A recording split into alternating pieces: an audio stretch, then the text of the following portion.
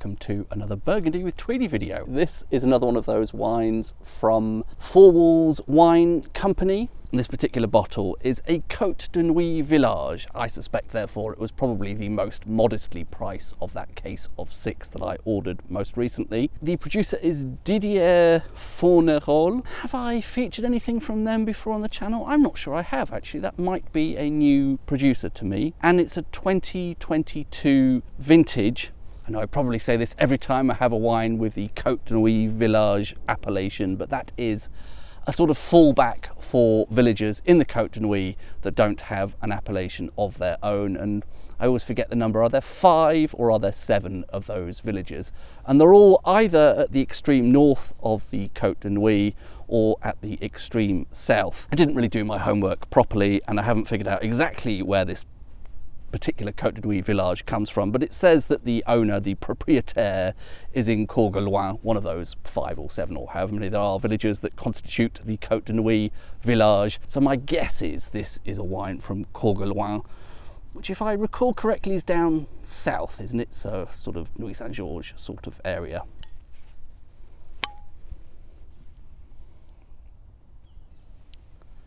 I've seen better corks than that. Quite a lot of bleeding for such a young wine there, isn't it? That's a cork that perhaps is going to be running into difficulties if this were allowed to age significantly longer. I have said it's a 2022, haven't I? So that cork has been in there less than 3 years, but that's already not looking in a particularly great state. Now this is probably not going to focus, is it? Can I still just about smell the dishwasher tablets from when I was staying in that cottage in the Wye Valley recently? Far from ideal today, but my excuse this time for not bringing along proper stemware, well again I'm in a public park and all that, but also I brought stuff for dinner. I don't know if I'm going to get round to actually making some dinner, but I may actually try and do a little bit of cooking while I'm out here in the woods. Given the subpar stemware and the slightly gloomy setting, you may have noticed I have a tarp overhead. It has been raining on and off. Not much point giving a commentary on the colour there, is there? It's somewhere in the middle. I always say that anyway. First hint on the nose before giving that a swirl. Quite a rich red fruit sort of aroma. There might be some red berries there, but I think we're also looking at some reddish, darkish plums. That sort of, possibly even veering into some dried fruits like dates or prunes or something. It certainly doesn't smell, dried out.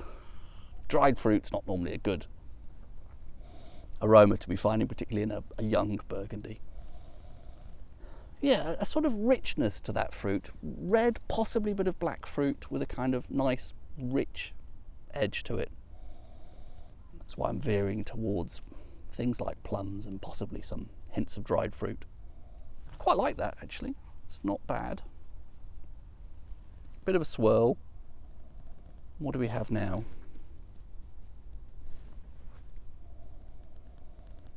Bit lighter, bit fresher. I think something floral has crept in there. I don't seem to often detect floral notes. I think just my nose isn't very good at picking up floral scents in wine. I'm sure other tasting notes refer to violet and rose and other floral hints more often. I don't seem to pick that up very often, but I think I do get a bit of a sense of something floral there, and hopefully it's not just the dishwasher tablets. That would have been citrusy, I think, probably.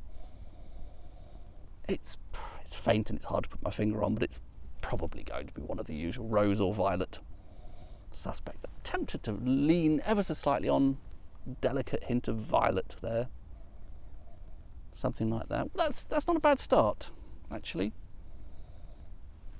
I like that fruit is slightly rich, and I like that it's kind of prettified post-swirl with a bit of something nice and dainty and floral. That's, I think, quite a nice combination, actually.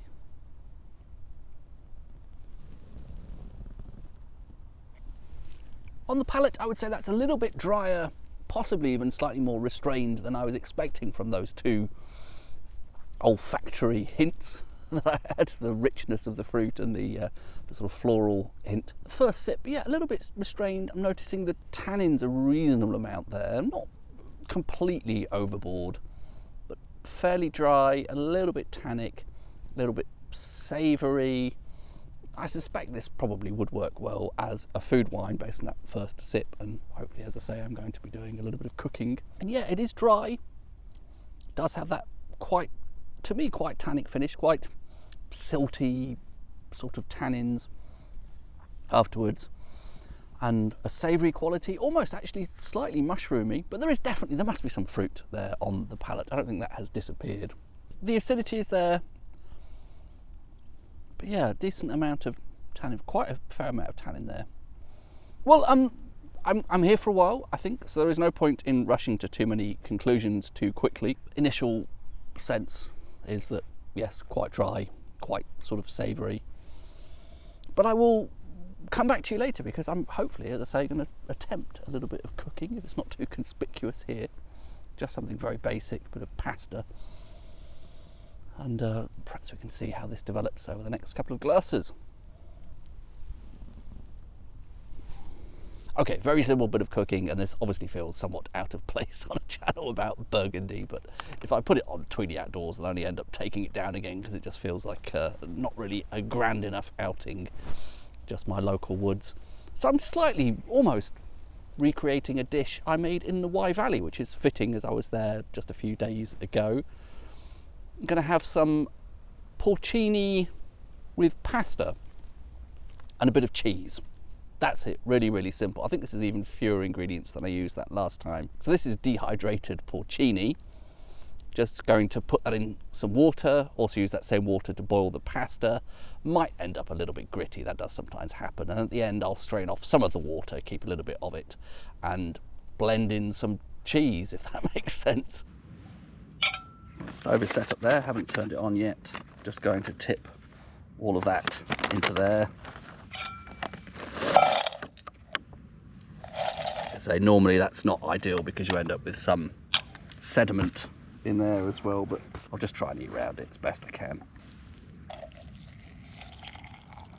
That, it's not completely stable. That is pretty much all the water I have. I'm going to have to fit some pasta in there as well somehow. You can cold soak porcini, can't you, as well?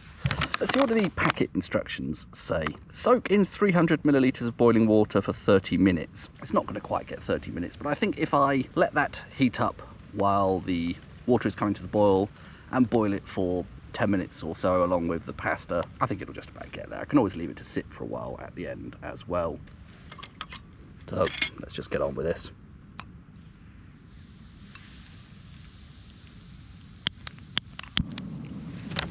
Didn't bring any sort of windshield, so hopefully can make do with a bag if necessary. It's not particularly windy in the woods at the moment.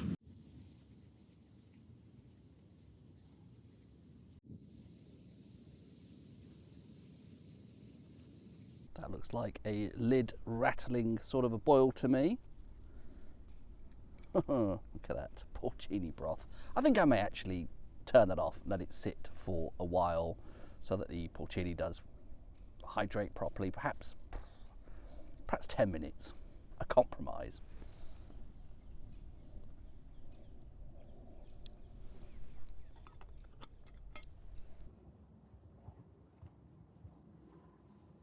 Very much enjoying sitting here in my woodland tarp shelter. Hasn't actually rained that much more after that initial burst when I first got here, but I think the forecast was above 50% for a couple of hours.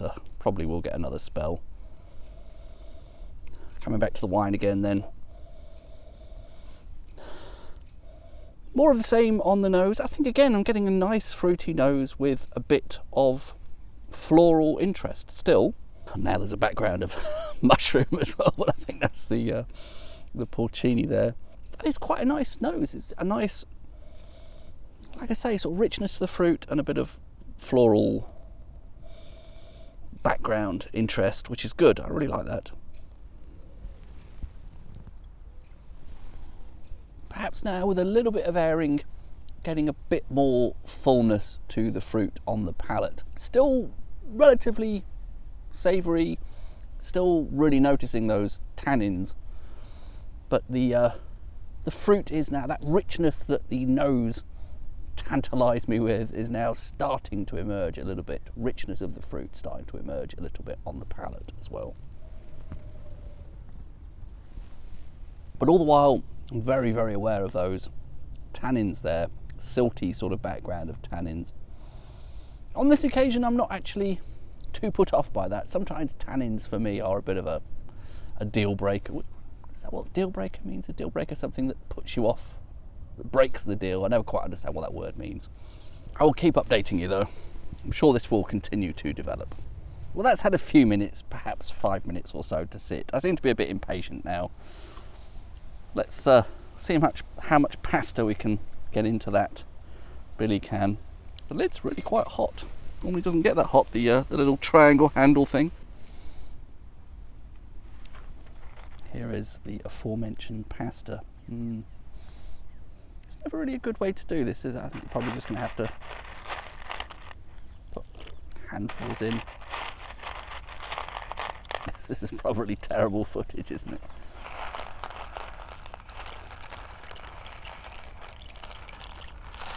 Well, that's ridiculously ambitious that lot will all cook. Oh, it wasn't even really in shot, was it? There you go. There is far too much pasta in a billy can. So can I get that a bit more stable? It was a little bit leaning before, wasn't it? I'll take a few bits out, perhaps, give it more of a fighting chance.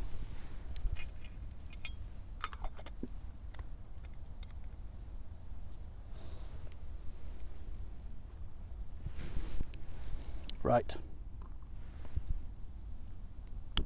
Gas back on. Plonk that back on there. I should probably have just brought along a bigger pan, but I have a tiny bag, a tiny backpack, and given that it was already partly filled up with wine, assorted accoutrements, bit of a challenge to get that all in, but this will probably work somehow or other. It has sort of mushed down a bit. I think that has a fighting chance of working, probably. Keep that relatively low because there is a danger of it all just bubbling over otherwise. Well, look, there is some pasta cooking in porcini broth. That ought to be absolutely packed with umami, hopefully.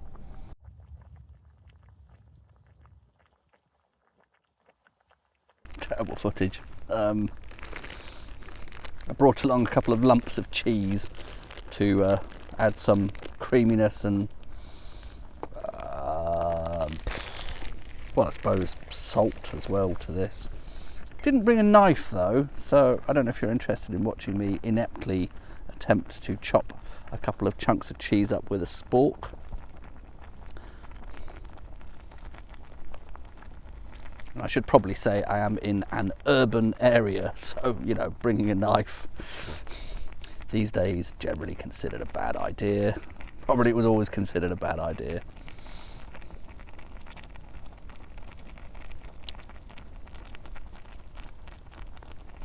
And this, at this stage, obviously looks awful and probably all a bit uncivilized, but cheese is a kind of magical substance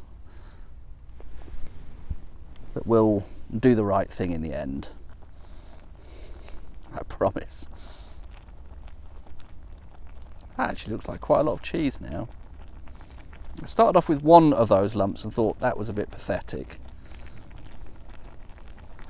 So I added a supplementary lump, and now it seems a little bit over the top. I should add, this wasn't in any way a carefully planned meal. I just sort of raided the cupboards 5 or 10 minutes before heading out from home. Ow, well, that's really hot, that little triangle thing on top. I happen to have some dried porcini in, and this is where we are. I think I will just turn this off now and let that sit for a bit, because I'm sure something by this point has got caught on the bottom and is burning, and even on the lower setting the flame is a little bit fierce with this very thin steel billy can. So the pasta will probably continue to cook just by absorbing water and steam and all of that. Give that a few minutes to do its thing. has sat for a few minutes. That's what the pasta is looking like. I reckon that's all right. So somehow we need to get that cheese into there. I think we're probably going to want to strain this at least a bit, make some space inside.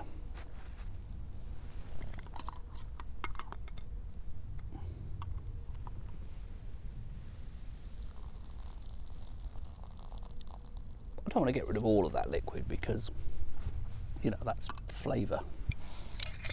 Oh, terrible camera work time.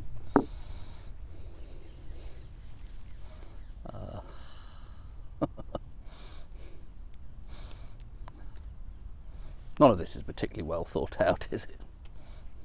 Obviously, grated cheese would have been a good idea at this point, because that would integrate better and melt more easily and all that stuff. But this is what's happening.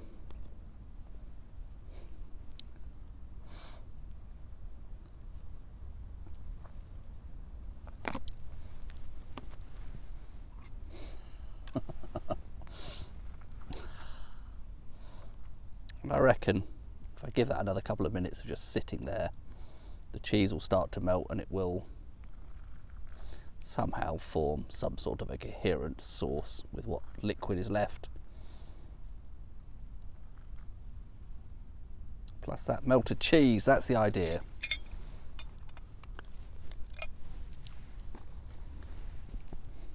As I've probably already said, this would be so much easier with a larger pan to get this all mixed in, but with a bit of strategic eating while I'm stirring of occasional bits of pasta, created a little bit more room. And hopefully you can see that's sort of turning into something like a coherent sauce there, isn't it? I've left a little bit of the water in from boiling the pasta, and I've melted in some cheddar. The porcini, of course, is in there. This may sound weird, but of course using the water that the pasta has boiled in is one of the key things for classic pasta dishes like cacio e pepe. That also involves melting cheese into that. Some of you may be revolted by this strange way of doing things, but it is A, very practical for a single pot meal. And I mean, who am I kidding about whether or not this is a good suggestion? It is just, as I say, the ingredients that I've found in the store cupboard. As I say, I have been nibbling at this while I've been stirring it around just to try and make more space in the billy cam. Can't really get a good view of that. Shall I get my phone out? And not that it looks particularly appetizing, it looks like brown gloopy pasta, but I feel a close-up is probably required. Time for a taste test of my woodland cheesy porcini penne. I feel like I could alliterate more with a cheese beginning with P, but it's just cheddar.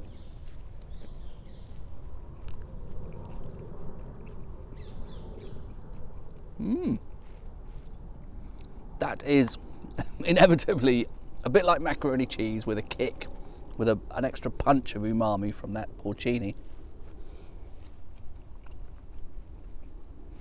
And I know that cheese looked awful earlier in those ugly lumps, but as predicted, putting it in some hot pasta, leaving it for a bit, it does eventually melt. And it creates a bit of a sauce thanks to that bit of water that's left in there as well. And that is packed with flavour. Really, really full of umami. I don't think it needs any extra seasoning. Cheese is pretty salty.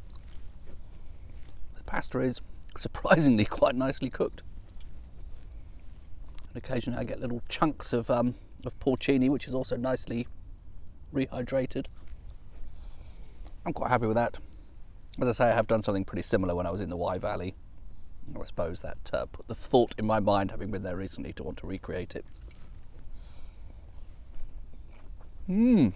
I won't subject you to the ordeal of having to watch me eat any more of that, but I'm pretty happy with that for a very simple, lazy meal, just ingredients plucked from the store cupboards before leaving home.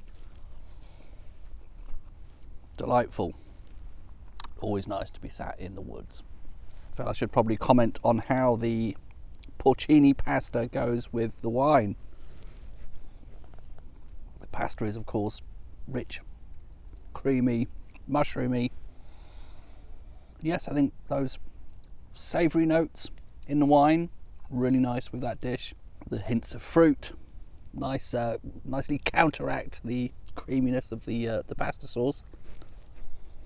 tannins do seem to be more agreeable when having a wine with food, don't they?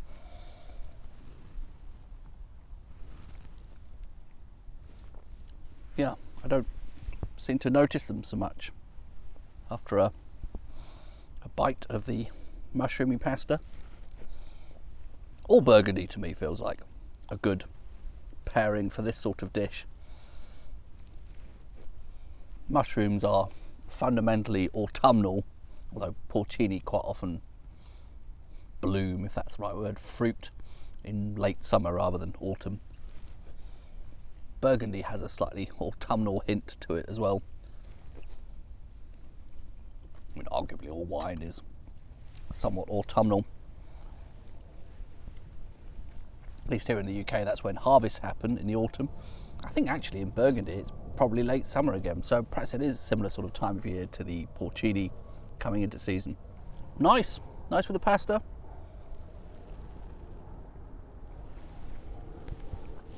Definitely enjoying myself. Dinner is now finished. I quite enjoyed that. I thought that worked pretty well actually, and surprisingly wasn't particularly burnt on the bottom.